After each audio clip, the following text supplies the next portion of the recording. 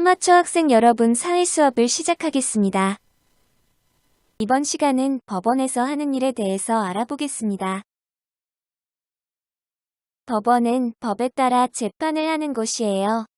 사람들은 다툼이 생기거나 억울한 일을 당했을 때 재판으로 문제를 해결해요. 여기는 재판이 이루어지는 법정이에요. 법정 안에는 판사, 검사, 변호인, 피고인, 증인, 방청인이 있어요.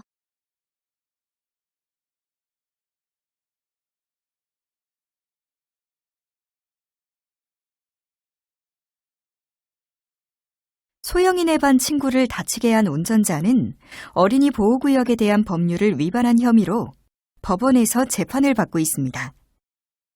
피고인은 어린이 보호구역에서 학생들의 안전에 유의하지 않았습니다. 주변이 어두워 피고인의 차가 미처 피해 학생을 피할 수 없었습니다. 그럼 증인의 증언을 들어보겠습니다. 운전자는 빠른 속도로 운전하고 있었습니다. 피고인은 어린이 보호구역에서 속도를 줄이지 않아 사고를 냈습니다. 따라서 사고를 낸 피고인에게 벌금 100만 원을 선고합니다.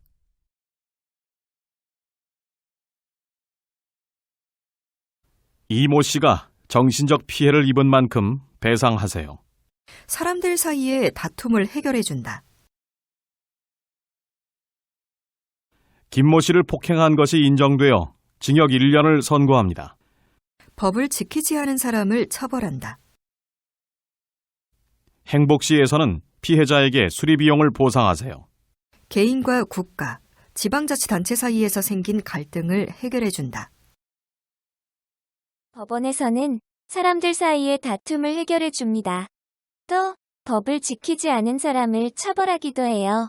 그리고 개인과 국가, 지방자치단체 사이에서 생긴 갈등을 해결해 줍니다.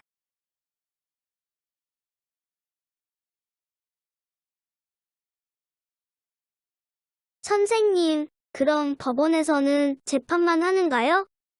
법원에서는 재판 말고도 다양한 일을 한답니다. 항상 재판만으로 다툼을 해결하는 것이 아니라 서로 양보하고 타협하도록 설득하고 권유하는 일도 하는데요. 이를 조정과 화해라고 해요.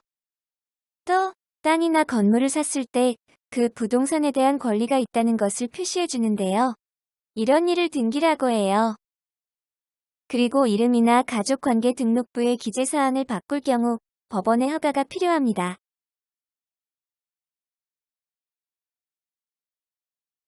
우와, 재판 말고도 다양한 일을 하고 있네요.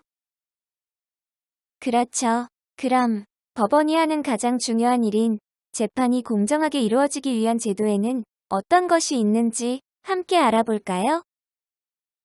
법은 모든 사람에게 공정하게 적용되어야 합니다.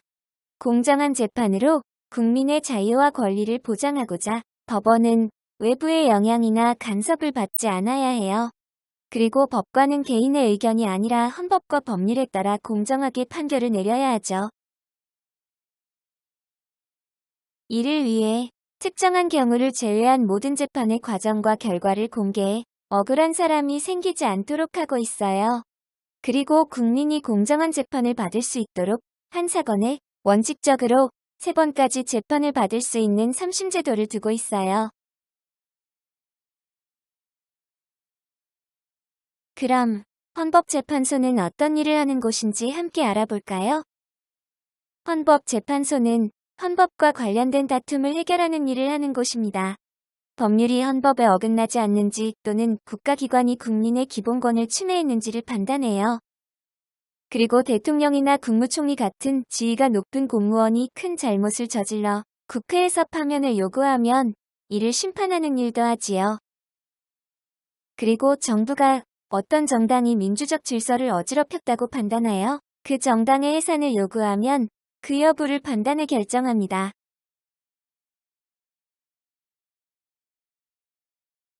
이 헌법재판소에는 9명의 재판관이 있어요. 중요한 결정을 내릴 때는 6명 이상이 찬성을 해야 합니다.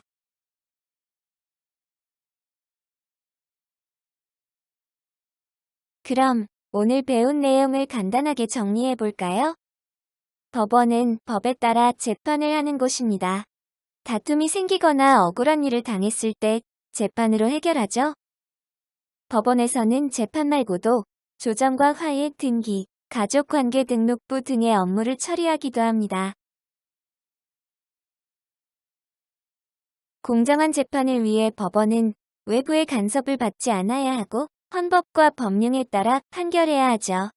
그리고 특정한 경우를 제외한 모든 재판의 과정과 결과를 공개해요. 헌법재판소에서는 헌법과 관련된 다툼을 해결해요. 법률이 헌법에 어긋나지 않는지, 국민의 기본권을 침해하지는 않는지를 판단합니다. 그리고 지위가 높은 공무원을 파면 정당의 해산을 심판하기도 합니다. 이번 시간도 수업 듣느라 고생했어요. 다음 시간에는 국가의 일을 나누어 맡아야 하는 까닭에 대해서 알아보도록 하겠습니다. 그럼, 안녕.